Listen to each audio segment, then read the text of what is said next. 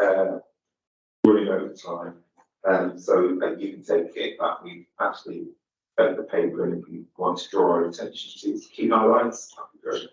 I think before Lisa started, it was all right. It's just as described at the AGM that we're on the cusp of launching our presentation incident response framework, which is really important in terms of the whole NHS, how it goes forward and investigates incidents, and really just to re-emphasise what I said in that it's a real, for us, a real seminal moment, which really changed the way that we will operate in terms of the themes and trends of how we learn from incidents.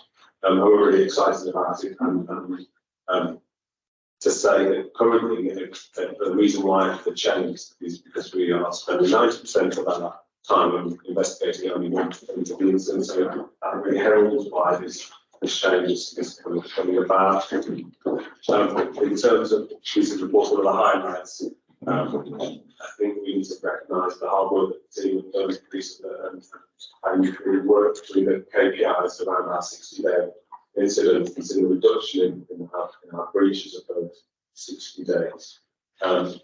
We've seen 11 SUIs being reported in July and August, which are currently on track and being investigated through as what is the current investigation process. As we transition through to PISA, we have a plan on how that will be embedded through the organisation. These will give an update on our current Regulation 28 mentioned future desk. I think it's important that we're committed to being cited on those, and also where we're up to with our overdue actions from our investigation. Winston touched on it, but you know that we have a deteriorated condition around our complaints performance.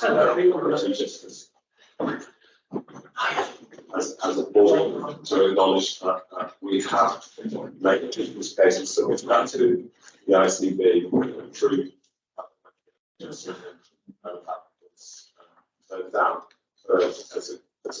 As an organisation, what we've done is that we've looked at other ways to help support and bolster that team, and identified some common position to increase capacity to enable performance to get back on track, but we knew inevitably without the resource that performance would deteriorate. So I'll pause and just. Thank you. So the question items time, I have actually just highlighted a few areas to touch on as part of the exec summary. So I just wanted to touch on and give you some assurance around the suspected homicide incident that we had, so you're aware we had the immediate learning.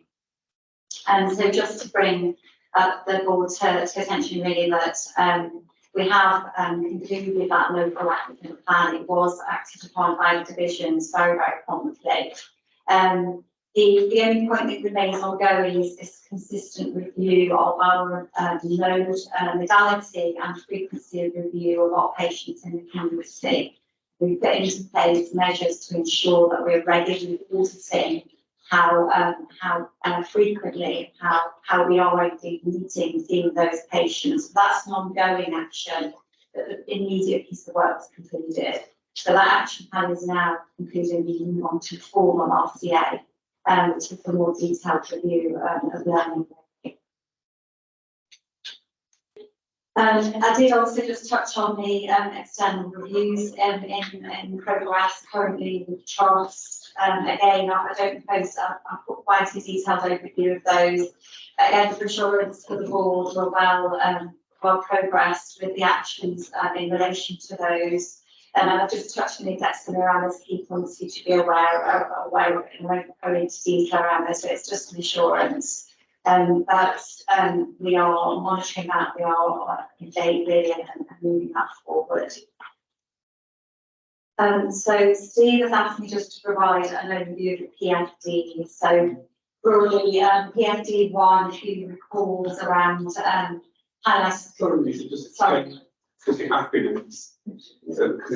apologies, that's prevention of future deaths, which is where the coroner has concerns on inquests that we're perhaps not learning from incidents or concerns they will issue the trust Prevention of Future Deaths report and asked that we respond to them around the actions that they're taking. So broadly, the first PFD was around lack of beds, unannounced provision, communication interface between teams and organisations, and what they perceived as management delays in the prescription of carbamazepine. And board may remember that actually I cleared that concern up around the carbamazepine, and actually what we had found was very good practice and interest in relation to that. So just I detailed some of the actions in relation to the PFD. I think one of the key areas here is that the framework that Steve has just referenced, that we will be moving into with PISA, one of the safety priorities that have been recommended for the trust, and it's just going through consultation, is this kind of fragmented, any instance that is fragmented care between teams. So what that means essentially is all those incidents will receive very comprehensive reviews and also be kind of aggregated together to consistently see if we're acting on and learning from the things that are coming from those incidents. So I think that's a key point of reference and response to that PFD. I've also referenced in this that you'll be aware that I've been taking a review of our last 2 years of performance for future deaths, to see what themes are coming through from those, and also if we responded robustly as an organisation to that, and if there's some learning around that response itself. So I have completed the theme part of that, which is showing some similarities in some of the PFDs that we had. And I'm just moving on now to look at how we've responded as an organisation to gain the learning from that. I think Steve made reference to taking that more detailed view to key pairs. I'm happy to bring some of that to that. If you recall, the second PFD was predominantly around how we manage RCP within the trust. And again, I've just documented that in the paper, some really, we're very focused actually on developing training of staff. We feel our processes actually are very robust, and it's more around staff's understanding and execution of those processes. And so that's what our action plan has been around in regards to that. Just touching on the overdue action, SI actions that Steve mentioned, what I've actually done is, and you'll be aware of this, I've proposed that closure of SI actions is now reviewed as a new quality metric as part of divisional deep dives. What that will enable us to do is, under kind of performance framework, is ensure that we're tracking trajectories for closure of serious incident actions and making sure that this is done in a timely manner. And included some quite detailed update on Operation Stonebreak, which I won't go through. I recognise it's the board had asked for some more information around what this is and how it's been run in the organisation. So I provided you with an overview of that.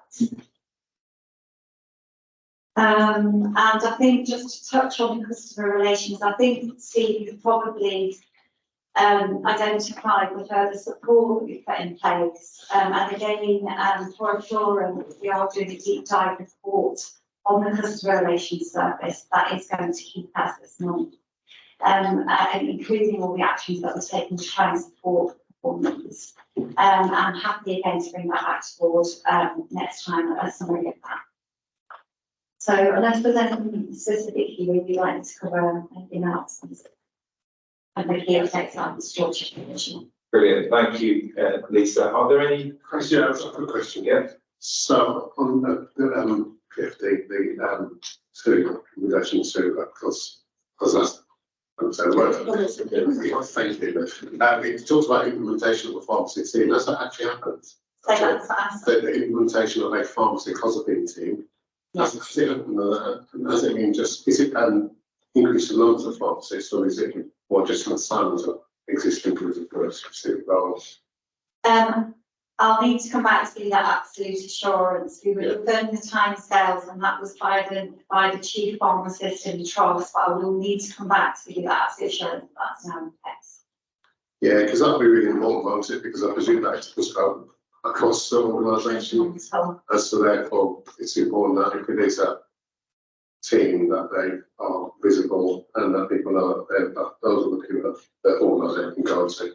absolutely. And just to back to that, there are named pharmacists where an clinician can ask about clozapine, and we also had a training that was completely on Teams, which is also available online, and that also has looked at some medical, pharmacy, nurse, or all disciplines or professionals that people can ask for extra, and that was as a result of the learning of the same investigation.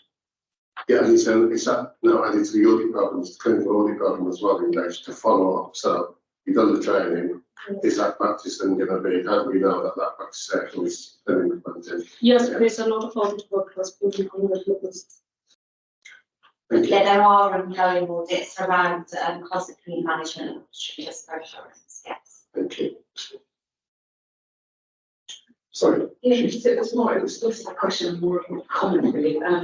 So really welcome the idea that closure of the actions around SRS kind of being shared responsibility rather than just all the things from and it raised in my mind a question of what are the other things that you might have to think about in the context and whether, for example, closure of defence will be another one. Yeah. Okay. So I just wanted to say, so I welcome that, and I welcomed the idea that we're going to do that cultural piece with the students as well.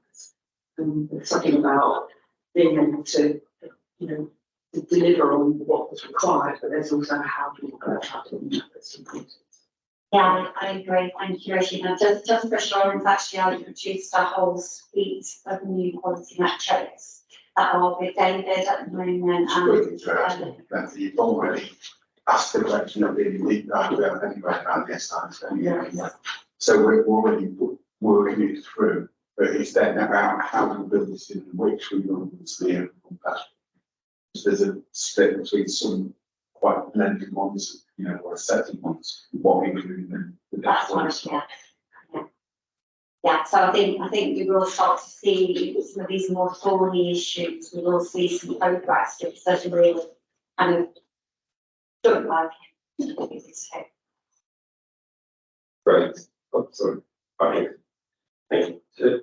Just a point around use of the strain, and we can see in the report that we're seeing a slight increase in impact, and given the work that we've done around reducing restricted practice and QR, is there more work that we're doing around sustaining that momentum really around reducing restricted practice? Well, actually, it's a really interesting point, Patrick, because one of the things that was presented at CGC actually is that the RRP group, we're just a week away from a really comprehensive dashboard.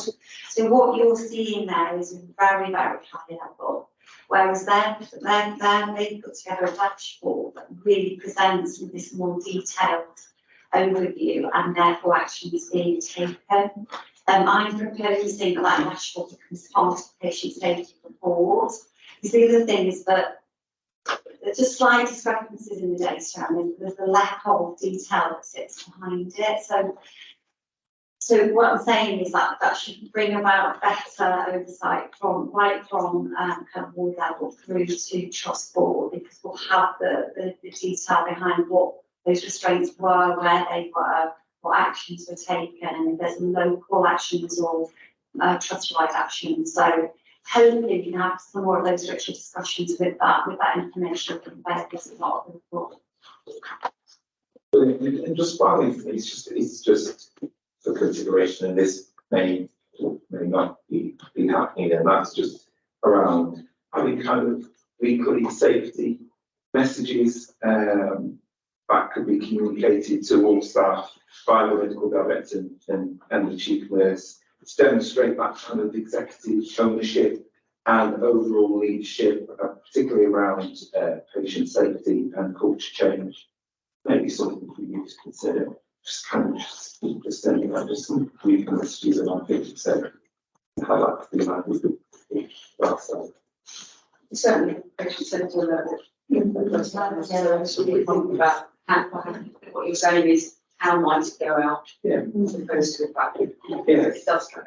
We're using this that goes out on behalf of the work that we've done during that period, so we can think about how that was more frequently. Yeah. That's a good suggestion, thank you. Yeah, just a couple of comments. The first is around, we've received a few PLDs. I'm just wondering if we could consider adopting a QI approach to addressing them, so we get to the fundamental roots. And then the other element is around, there are quite a couple of QI projects that are going on across the business, across the organization. How can we make sure that this good story is fed into the board so that the board is aware some of these QI projects that are going on? Because you don't tend to come through either by reports, as I've just been reflecting. So can we just consider how the board can get some of this good message to come after the QI report? Sure. I think we just talked earlier about the mess that we know and I've been really clear about where the leadership is coming from. And I think that's where we're going to get that change. So there's I think a proposal that in that box in that row would go on a quarterly basis through heads, the policy committee, to report on my work. So I think that's how we'd see that coming through. It was reported at, to governance committee yesterday, and we've asked for it to be shared at Q+, so it's already happening. And we're also planning a QI celebration day next year, so we're planning that. I suppose just to answer your specific point, so the quality management system has been applied to the FDs, of which there are two that Lisa's reports on and one that we'll discuss. That's just the issue, but to get that assurance that that has been sort of done, an action plan amnesty and all of the divisions have been together to work on specific events of future deaths. In terms of QI projects, you'll hear the narrative that the report that goes through tier 2 meetings, and also the conversation that we had in the discussion at AGM last week about our current 27 live projects and the 31 that closed, with 60 still in current scoping, and all the training that we've done around our experts by experience to link in with our QI projects. So definitely that work is definitely gaining massive momentum. But if there's a specific update that's wanted here, we can absolutely do that to share those good news. And also just to emphasise as well that of course all the information is not connected. The QI team have a comms lead, so there's actually a designated comms person who works within the QI team to share this across the organisation. Great, thank you. I think that concludes questions. Lisa and Steve, thanks. Back to you anyway for the infection prevention and animal control. Chair, I'm just conscious of time, and both of these reports, so we can consider taking the infection prevention control and safeguarding for comments, because they've got public facing reports and really they're a celebration of the work that we've done through the year. So all will be cited on all of the elements of this. This is around collating all that work into annual reports. I don't know if there's anything you want to tease out particularly around it. I think what I'd really like to highlight to the board is the good news story is the centralised audit process we've now got in place and dashboard for infection prevention control. So it does enable us to be cited on where we are from an OPC perspective across the board, and we've never had that oversight before. We've been very reliant on going to specific areas to ask them. We can now see that. I think that's a big success for us. Alongside that, we have monthly meetings now to support the areas in how we improve IPC across the organisation. I think that for me was a big news story. I think obviously Felipe wrote the infection prevention control report for you, and I thought it was one of the best that I've seen actually. So I think it gives you good oversight of where we are from an IPC perspective. I would definitely endorse that, and actually we'll go even further by he's not here today, but in fact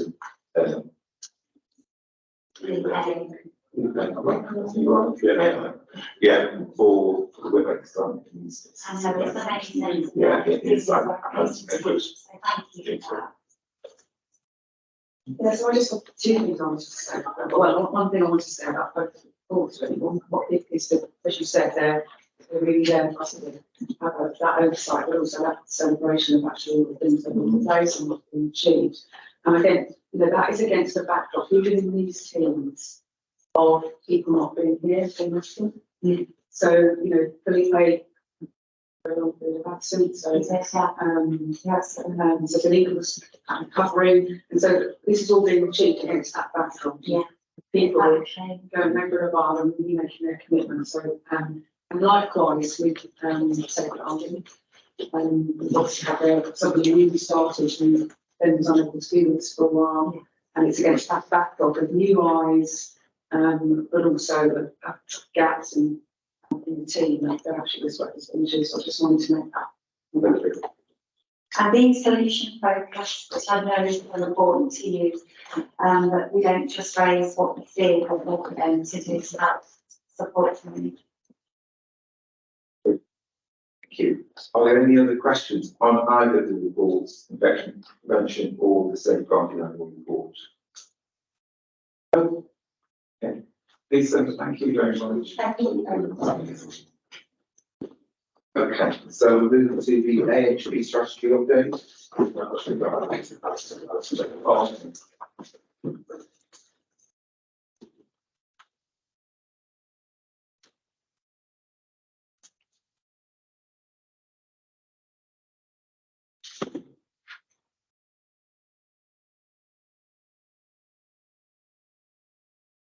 Quick question, Chair.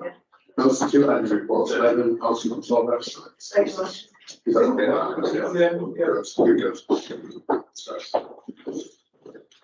Good. So, you must be somebody. You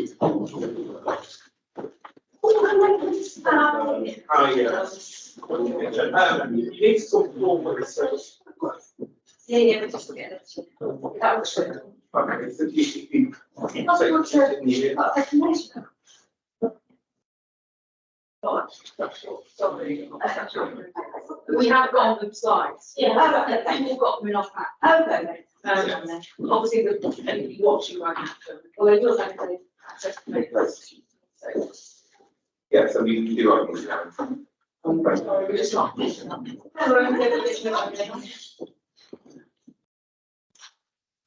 So, Jane, welcome. Thank you. We've got your report here, so you can assume that we've actually read it. So if you just want to draw our attention to sort of key highlights in your reports, that would be great. Wonderful, wonderful. So thank you so much for having us here today. For those of you that think my name is Jane Clark, I'm Associate Director for Identification and Recovery, which includes patient experience and participation.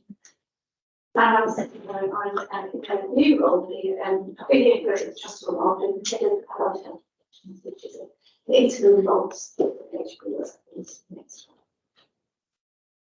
So it's really, really good to be here. The reason why I wanted to come here specifically was because about 3 to 4 years ago, we did a lot of co-production with allied health professions and other professions to look at what were the priorities for AHPs. And we brought you a copy of the strategic priorities document for you to have a look at. So it's really, really very timely for us to try and review that document. And what you've got in your pack is some of the detail around what that's happening. We've done a lot of that work with AHPs and really tried to think about what is the impact and the outcomes of our AHP profession.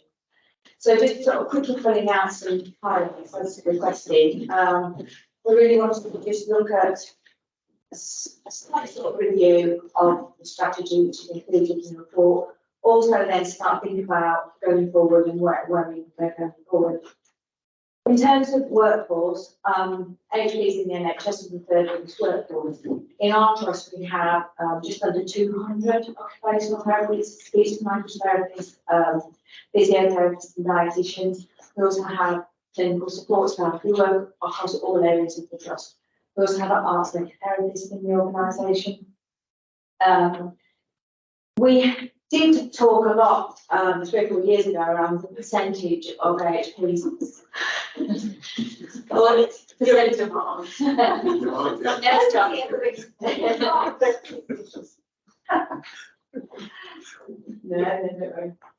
So we were really focusing and looking at the proportion of HPs within our workforce, and we really do believe that there's great opportunity to develop the HP professions within our trust, looking at skill mix and workforce transformation.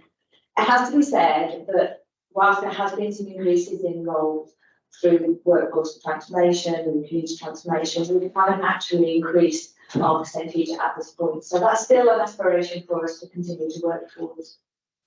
There are a number of strategic drivers that we're working towards. We obviously had our policy, our strategy, which really fitted with the clinical strategy of the trust as it's sort of developed, which is really helpful.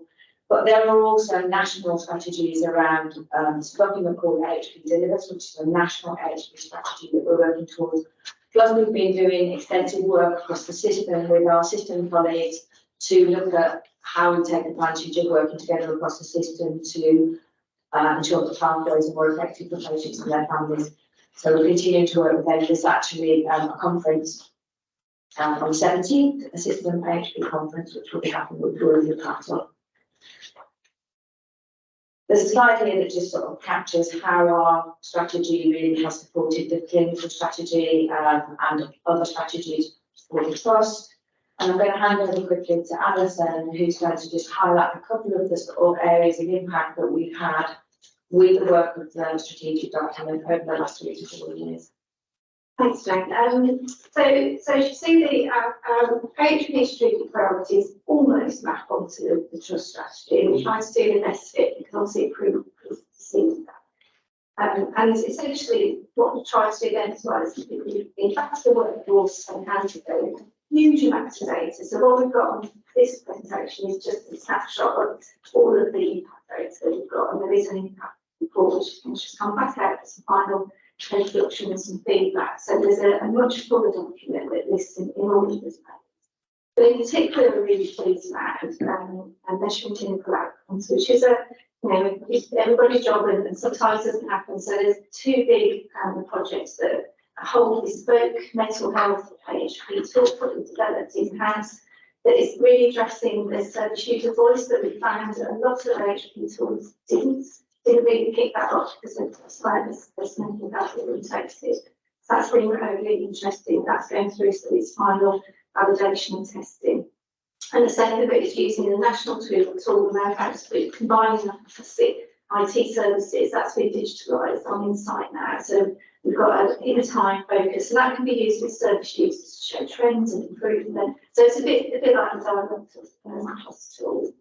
And then the other kind of thing that's gone on really well is thinking about our partnerships. So we often work within clinical services in also in those kind of either BCE or local. So we've had some really good work with Boston in perinatal. We've been working with sports Birmingham and some of the which we know before. So the teams really try to make sure that whatever happens from an inpatient or even within kind of services is sustainable in the community and people move on, because we know a lot of the work that we do isn't solved in a division, because these are long-term goals around health promotion and improving life expectancy.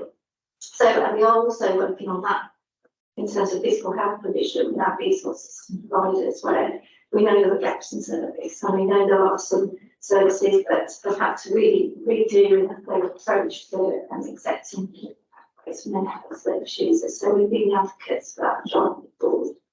I think our biggest success really in the strategy work has been around workforce, which is on slide 8, and it's really getting there. So I know our percentages that come across, but in terms of our qualitative approach, we have generally happy workforce, things are moving in the right direction, and things like our apprenticeship programme is literally trailblazing. We've probably got more, what we know we've got more than all of our system providers, and that's really it's going to be our key to making our workforce problems much faster. So they're very kind of what's the word, high status. We're only limited with these courses by providers in limited places. So as courses come on board, we're straight in there, but they're still relatively low level. So yeah, so things have gone really well from a workforce point of view.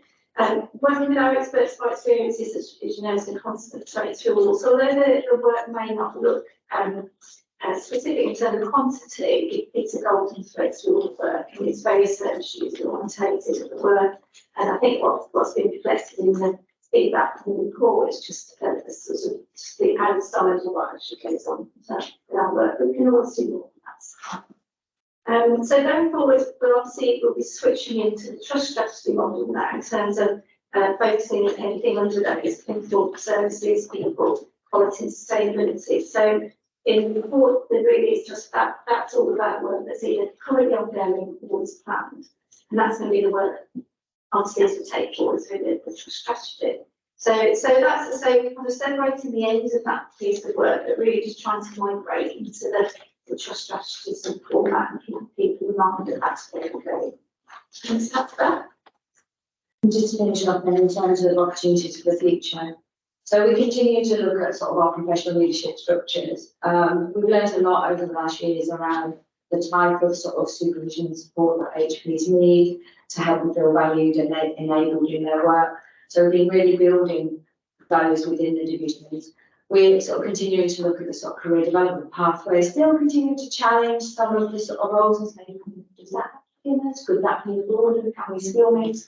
Can we be more innovative in our workforce? We're increasing the profile and recognition. So we've had our internal conference, we've been part of the system-wide conference. We're trying to really work hard with the AHP group to help them feel like a real HP family. You know, very often HPs will be one or two in a team. So there's something really important about how we sort of support people across. We've got a day tomorrow to spend time looking at the system strategy and thinking about how we can put that in place. We really want to be that national exemplar of HPs. We want to sort of really develop the roles that are going to be helpful for service users and families. And it's important, I think, in order to do that, that we do work effectively across the system. And we are very well embedded in that work and in those clinical developments across the system. Thank you. That's whistle stop. Well, Jane and I, thank you very much. Dave, you can just ask, I'm not sure if this is what you said, but it talks about the ambition is to double workforce. Then you talked about it's how you make sure that's got part of the overall change, because it can feel, you know, you've increased numbers of nurses that we need to do this. I think it's really about how it works. So can you talk a bit about how that works? Because the danger is over there, if you're not going to. I think the crux to doing that well is the workforce transformation across the trust and us being involved and part of those discussions. So I think what I would say is in every single clinical pathway discussion, you know, we are quite historically about what actual members of staff we need in each service. So, you know, we have been doing some work to actually look at what are the clinical and support needs of an individual at any point in the pathway, and who could do that? Because at the moment it may be one particular group of professions, which is absolutely fine, but it could be that it could be developed. So I think our argument is that what HPs bring is a real focus on prevention, a real focus on keeping people well at home, keeping people functioning effectively in meaningful lives in the community. And I would argue that's what all of our strategies tell us. So it's not about sort of increasing HPs for HP's sake. It's about saying where are they well placed to do what is required to support the individual service users and their families. Just one last thing, so how does that work in real life? So I think, so an example, I think in the work transformation, so for as an example, we use it in UCMH2, the standard approach is going right.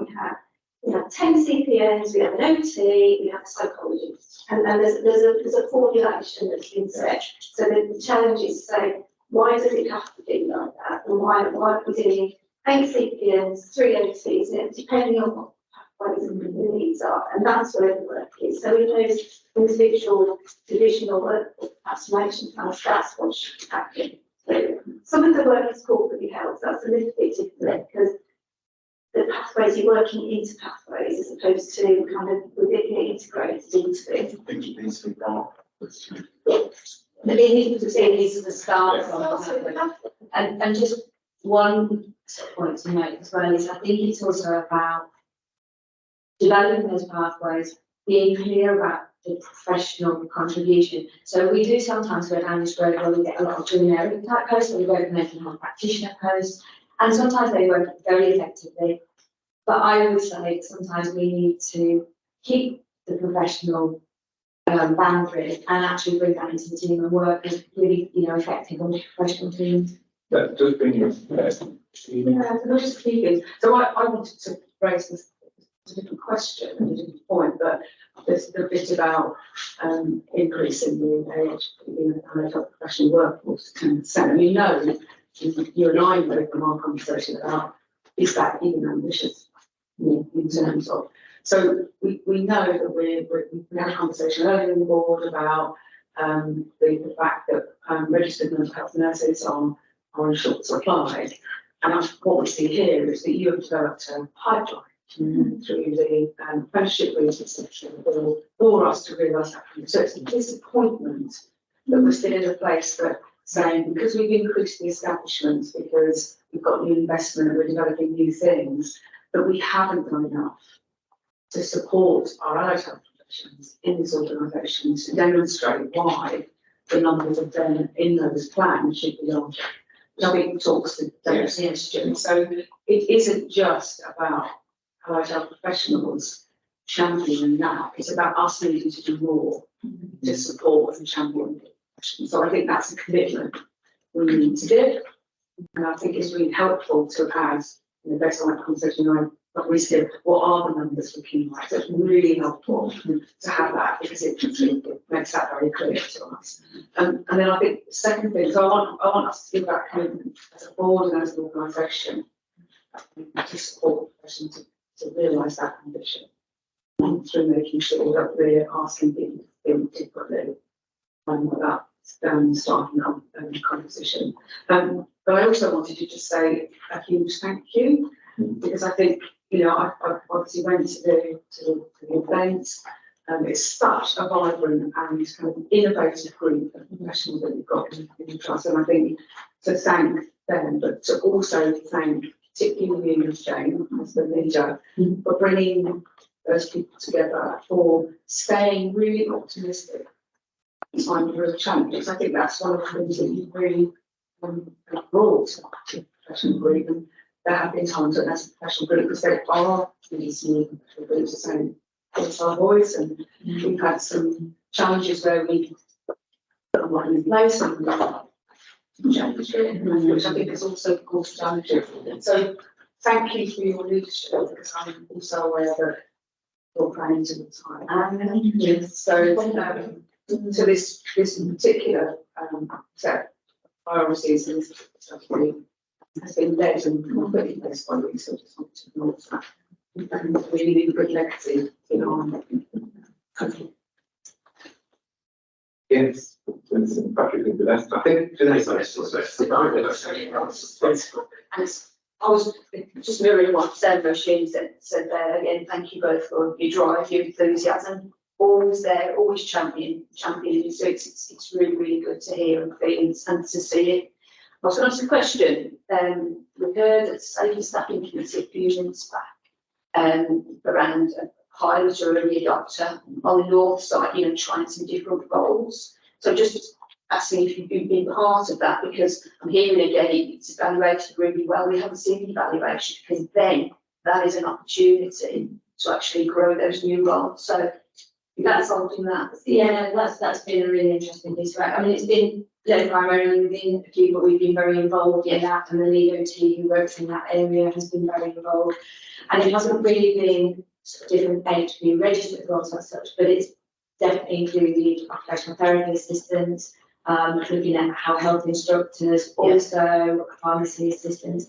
And I think it's a really good example of, I think, what we're describing, which is to be quite innovative about, maybe we can't have some of the traditional roles right at this minute, but what do we need to put a really strong layer of support and protection and help to some of those registered nurses to make sure that we can share some of that load, but also so that we can be giving the individual service users, you know, that whole range of support. So, you know, the upper provider assistants can support the OTs and the registered nurses in around some of the activities, some of that discharge planning, some of that, what does your life need to look like when you leave here, and how can we support you to get there? You know, so it's, you know, it is a really, really good model, and it would be good to see the evaluation, and it would be good then to consider, you know, what we've learned from that, and then how we roll that out. So then the basis, And goes back to our commitment to again around the proportion and supporting professional growth. So because the point isn't just about HPs, it's, Oh, no, you know, it's I mean, obviously that's what we want to talk about specifically today, but you know, there are like pharmacy assistants is a very good example of how it can help the staff and all. thank you. Thank you for this. Okay.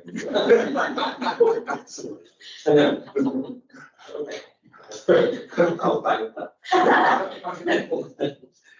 Yeah, I echo my colleagues, thank you for today's reading, to read it. And really excited to see different pathways that you introducing, apprenticeships and so forth. Just some thoughts from here on how we can enhance some of this, given we've made a commitment as an anchor institution to really support our local communities, how we can make different professions in the HPs more attractive and do their own work in our local community to support people coming through that pipeline that you described.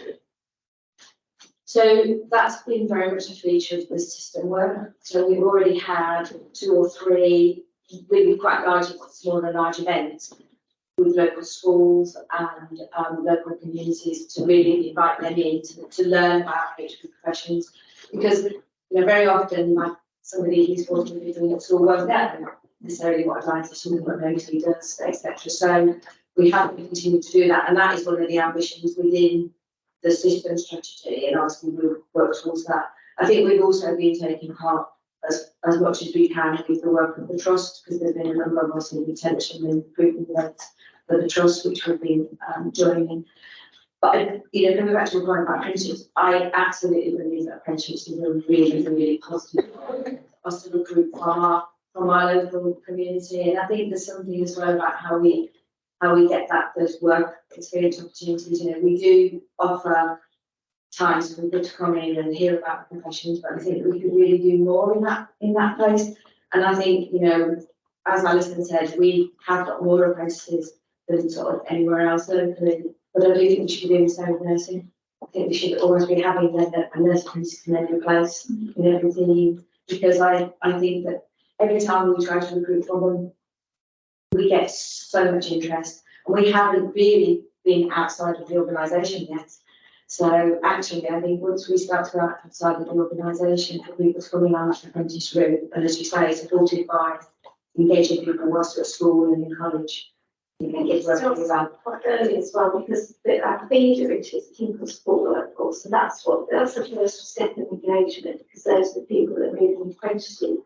And we haven't quite got a really good support work pipeline. It's very different from nursing. Hundreds of fantastic HCAs that are coming in through the nursing associate or direct onto nursing.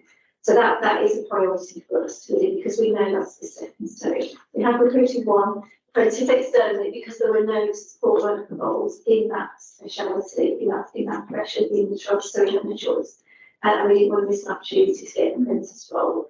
And that's why, so that's the key really for me, that we need a massive support workers to move into apprenticeships, to move into professions, and we're a little bit lacking, and that's because we can take younger and more experienced people in at those levels, because we've got apprenticeship levels at level 2 and 3 as well, so we can go through those for us. But it's a bit of a mass support thing. We need a big enough support networks for these people to come through.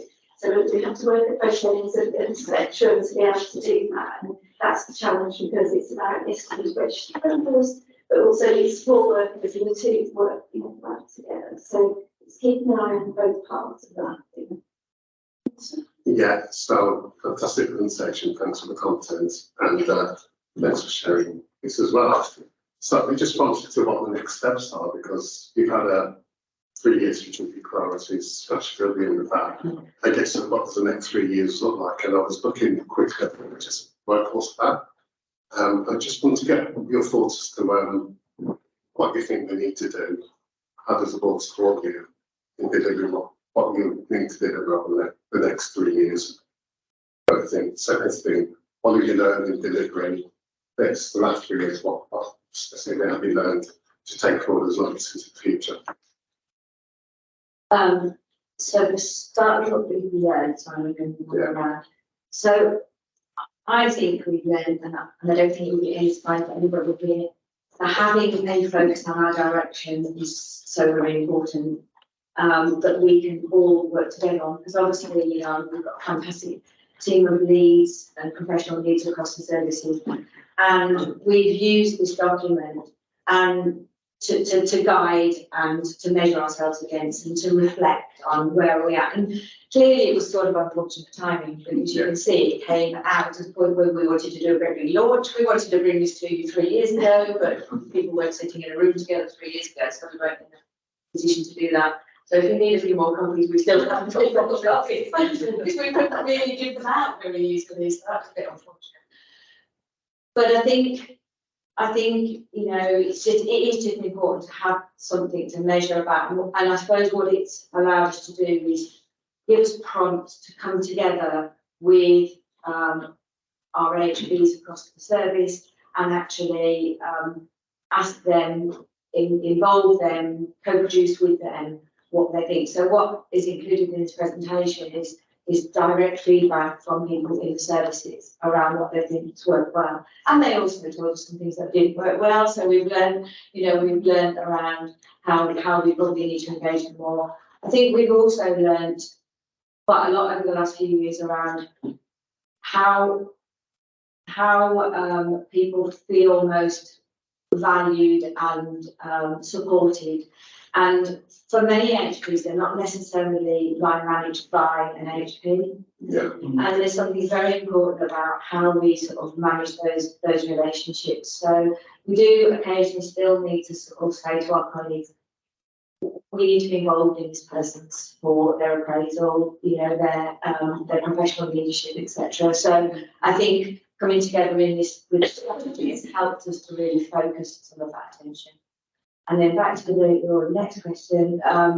So where do we go forward? So I think in terms of what would be most effective in supporting us is clearly in terms of strategy, we're going to be working to this trust strategy, particularly the clinical strategy, but the trust strategy as a whole, also the AHP delivers national strategy. So I don't know whether we'll have a specific document in this way again, because I think it's more about how do we translate those other documents and how do we demonstrate progress against those. So we'll probably have to think about how that might look, whether we do need an actual physical document.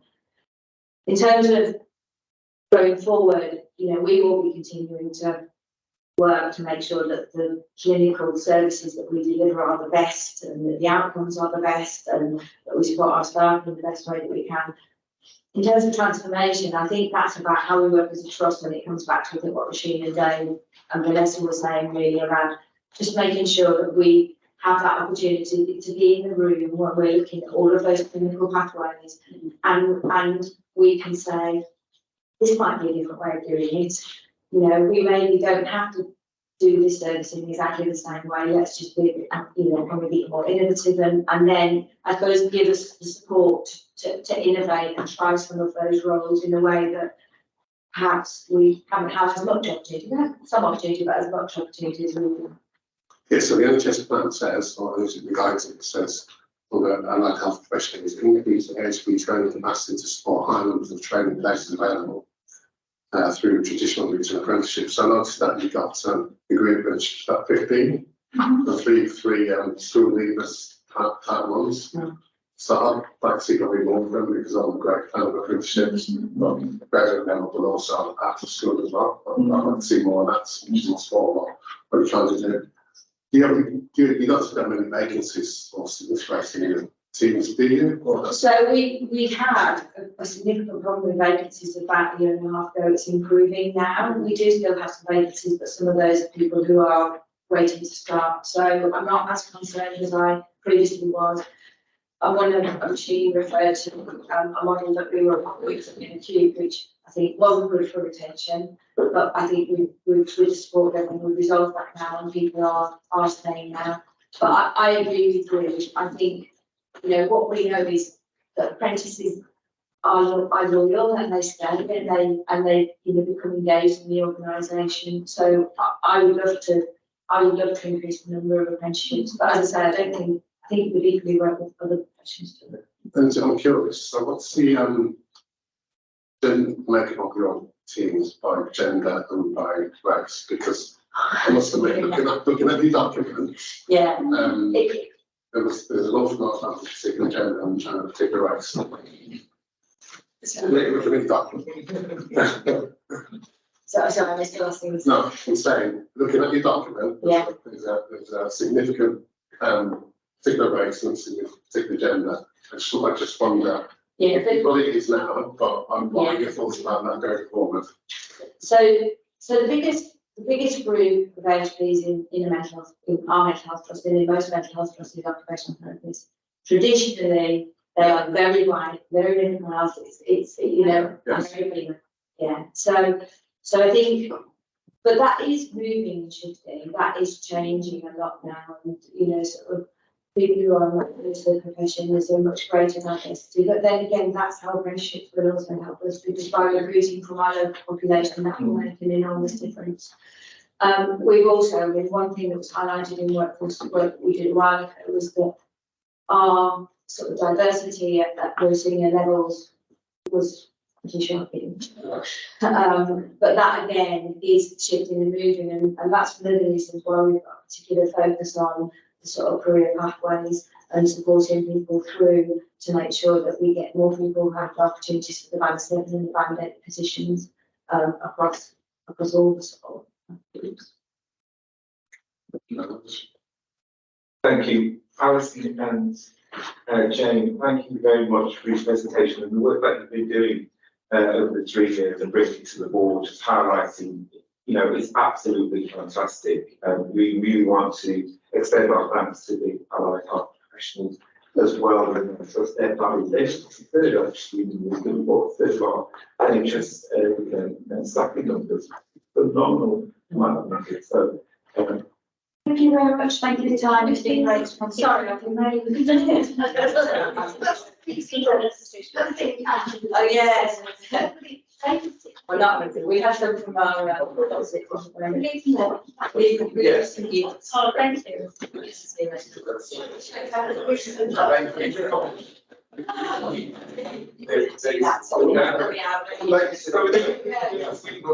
The title time, so we're going to move on to start to do that. Yes. Regarding the several again, just take it as an regular report. Is there anything that you want to draw our attention to? Just to say thanks to, you know, the micro workforce team and Dr. Shreyan Pantel, who's actually taken industrial action today, which is why she's not here. And for all the support and help to support our junior doctors and also to Charles. So I think there's a lot of work going on. I won't go through the details, but as you can see, we've managed to cover all the rota gaps and vacancies, except 3 shifts, which is a phenomenal achievement by our teams. If you see the breakdown, we are also seeing industrial action starting to creep up in the corners now. So as we go forward, we try to make a better understanding of that. And then in the second report, which is about the safe working hours, the positive news is that our doctors are feeling more able to speak up about when they are feeling pressured and busy. So that's a positive. And we have been having a lot of conversations with them, and there is a plan which has been led by them to look at their rotas and to make some changes. Unfortunately, again, due to the industrial action and capacity of our medical workforce team, we have to slowly move the start date of those rotas to February. It was planned for August and then October, but with each industrial action, the capacity is challenged. So we moved it, but the conversations are continuing. So I'm happy to take any questions. We just, very succinct. Thanks for being there. Are there any questions? Second, thank you. Thank you. Thank you for doing that. So we come on to our governance report today. We've got 5. A lot of them are really for approval, and then obviously if anybody's got specific comments that they want to, so let's just keep pushing back to one side. Yeah. So you've got reviewing the updates of the back cover sheet, and then updated combined board assurance frameworks. That's the bar. Yeah. And I just want to put that. Is there are there any comments in relation to that? Or anybody? No. I think there's just one element thing that we the board need to note is that BAV 02/QPS has increased in score from 12 to 16. The board notes that that increase is due to some other hazards that have emerged around the Mental Health Act, following some deep dives that the Lisa and the team have done around that. So Lisa has flagged that up. So it's important that the board knows that. And we are also having a more integrated approach as well to how we look at the BAV, so that challenges around performance and issues that can make us anticipate that the risk may go up. We are already reflecting that in the scores and the controls as well. In terms of strengthening the controls. One of the other things that the team is doing, which is very brilliant, the ADs, very brilliant, and I really owe a lot of debt to them, is that they are also including some good stories and some challenges around the progress notes. So where are we around mitigation of these particular boundaries? What are the challenges? What was good story? Because a lot of the teams do a lot of things, but they don't seem to come through to the board committees. So it's how we convey those stories across, which is what I'm going to be taking across to through the BAV update as well. So I really want to express my thanks to all the exec directors for having given a big hand in pushing this across there. Thank you. Are there any questions today in relation to that? And then also the effectiveness reports on board committees. So just to end on the BAV, Yes. it's very important for board members to reflect. Does the BAV really give them? Does it really enable them to know what they think they know? And I leave you with that person to reflect on. And then we'll go to the question. Yes. The drawing boring there. We'll move now to board effectiveness. It's very important to know that we undertook the board effectiveness of the board. There are board committees, the audit committee. I did provide a verbal update, in July, on the 13th of July. I had a verbal update which I provided. The report went to the audit committee as discussed with the audit chair in the January to the January meeting. Broadly speaking, the report, in terms of the self-assessment, they didn't flag any surprises. They already told us what we knew about some of the weaknesses and the strengths around some of the board and the board committees, especially. The only concern was that the response rate was not quite good enough, and that does not really enable us to generalize. But they provide us some sort of insight into understanding some of the challenges. Some of the things that came through, which we also picked up during the review of the terms of reference of the APP and QPS, is the fact that we need to consider increasing the number of nets on board committees from 2 to 3, which we previously had 3. We had to step down when we had constraints around the number of nets. Now we have a full board, we may have to revisit that. And then the other element was also around the timely circulation of board papers in line with the standing orders as well. And then the other element is, which we're also strengthening and taking forward, is around understanding how the AAA reflects some of the conversations from board committees, how that gets played through. One of the other pieces of work which we'll be doing will be looking at governance throughout the entire business from board to board. We will see how the AAA reform will not just be used at the level board and board committees, but will be used right from the grassroots through the whole fabric of governance within the organization. So there are quite a couple of learning there, which we'll be doing an action plan around some of that, some of the improvement works, because we'll be adopting a QI perspective in terms of picking up some of the challenges that have come through, in terms of strengthening our board committees, going forward. So in your reports, then, David, what you're actually saying is, we've made good progress, but there's still further improvement. Yes, that's right. Yeah, I think what David felt was quite a good one, which in terms of response rates. So it's incumbent on all of us to try and respond as much as we can. I just wondered, when you asked for the responses on the effective each committee, was it all at the same time, or was it staggered? Because that can have an impact on who's just thinking, crikey, I've got so much to respond to, and something passing through the net, like. Yeah, I think that's one of the learnings. Right. That we're taking forward. Yeah. Because what we did was within the mechanisms, we did have the inbuilt drop down, where which committee are you responding to, that drop down. So we realized that the drop down was not often completed, and when someone did one, that was it, they ended there and did not come back for the price. So it did come for instance, yes, I'm going to like we want to do some Yeah, you can do, you can do. So I think it's good that you've done it that, to be honest. It's a starting point. So that's to where we go from.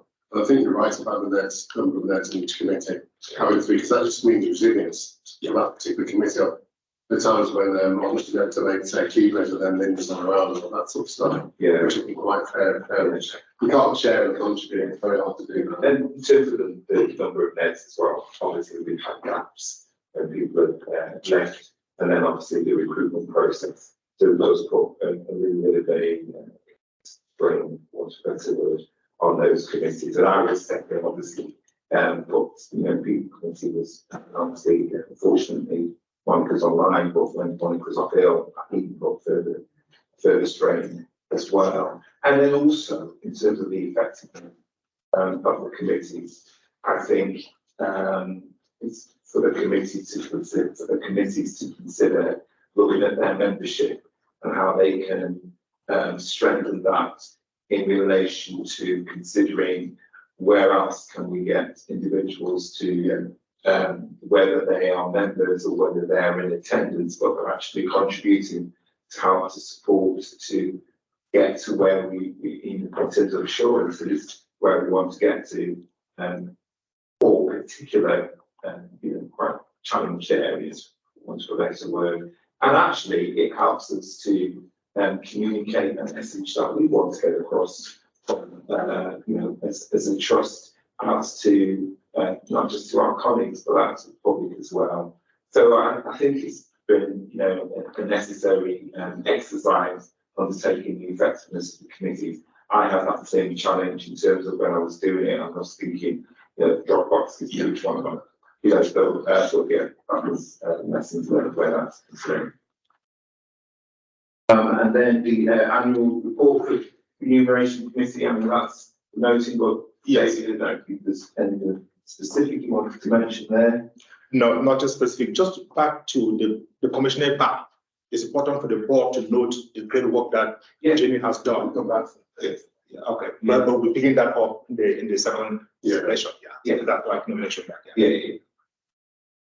In terms of the annual report from the REM committee, there's nothing significant to mention, except the fact that we only had one meeting for that year, and there is good practice require us to have at least 2 meetings. But for this year, going forward, we've had a good number of them, to be honest. So it's like we have the meetings this year rather than last year. So yeah, it's good progress. So that's what we're noting. Yeah, brilliant. And then we have the cover sheet for the risk appetite framework. Yes. This has had to come back because we did agree at the workshop that it was going to be signed up virtually. But the email went out and the response rate was not quite positive. So I just thought for the purpose of minutes and the purpose of good governance should come in for formal conversation and for board members to give a go ahead, because it's a critical tool in terms of risk management. So this is the risk appetite framework for the organization. It reflects the conversations and the decisions and the preferences that board members had selected or identified. Right. So I reflected there, and the descriptors for and the statements and the risk appetite categories as well as the types of risk as well. Happy to take comments. So I think the way we went about this was practical and it enabled us to get where we need to get to. Do you wonder whether going forward, when we do this, whether we should be having a discussion? Because I think it enables us to have good debate about, because what we could see was, I'm open, I can vote, that whole, so but we need, to be able to have that debate, I think, with discussion. So just a recommendation for going forward that would be updated by doing that. Now we've actually got to, let's update it by doing that. Also, into the presentation bit, you could do it a different way, where you have like, the eager, open, cautious and stuff, and just put it in the little boxes. It could add to this one, because that's a glance at the board thinks, oh, right, we are eager in that area, people. But we seem to go more cautious in that area. Is that how we feel, kind of thing? It just, I know it sounds silly, but I was thinking, people think before when I put it in different boxes, you think, is that really where we're at as a board? You just give a feel for where our keenness innovation is, or where our more cautious areas, and then you can compare it to our values and think, is that right? Is it sort of, it enables them the discussion about how we think about our risk appetite. So then we could probably in any future risk reports when we have that little diagram as a start to it, and as a reminder, connected with to where we're at. You might find it helps to inform how we approach things. There was a word, sorry. No, I agree. It's full of all, it stems from the workflow we had, where we discussed and members will have reviewed that we needed to pull this out in terms of having a survey around this, so that they could look at this from home and from having a more calm environment. But going forward, because this is a tool that we use across the business, right from grassroots to the board, as members within the divisions and the services, which is where my priority will sit very much, start using the tool, aligning their target risk scores on their real registers to the risk appetite framework, they may start to come up with some challenges. So for us to accept this risk at a cautious level, which would be 6 to 8, we need X, Y, Z from the board or from the senior management team. And then escalation starts coming through, and then we start having those conversations. There may come a point where in reviewing it at the end of the year, we may say, oh, we were too ambitious to have kept it at cautious. We could move it to open, which would be maybe a 9 to a 10. So we're having those conversations, but this is the beginning, just the start of the journey. Very good. So we'd like the board to ratify the process. That's fine. And also the other sheet.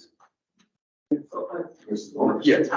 And the policy for this policy. Yeah, the risk report. Yeah, the policy is being one of those frameworks which will help us in terms of the journey on which we are. The cover sheet here explains a lot of the key changes that we've made to the policy. So happy, but again, we'll be taking the policy to the frontline colleagues so that we start having conversations with them to the operations team, which Vanessa chairs. We went back again to the team again to have further conversations. We rebooted the risk management group with David chairing from the 25th of October. We're getting the divisions involved in escalation of risk, having that conversation of what risk do you want to escalate. I've already put together some of the high level risks and shared with them and say, this is what we've scored 15 to 25 or 15 to 20. If you're satisfied, can you start the escalation? And can we get it onto the template? So that the template is very, is reminiscent of the template we have the BAP, and it provides us a way up the link between the BAP and the corporate risk register. It's still and then you've got the right hand. Yeah, definitely. Was there a reason why a lot of areas were highlighted in yellow in the policies, drawing attention to a lot? No, is that once you do changes to a policy, it's important that you direct colleagues or the members of the board who have a lot to read Right. to what has changed. Yeah. Brilliant. I'm going to echo the facts as well. And very good, yeah, taking the comment, because we're going to draft up on the board. Yeah, you agree with that, so it's great. It's really good. But again, I just want to express my debt of gratitude to all colleagues across the organization and to members of the board as well. Had working session with Winston around this as well, with Dave and Vanessa and everyone, with Steve as well. So thank everyone, all the execs. They'll be so grateful. So this is not just for me, just for you. Thank you, for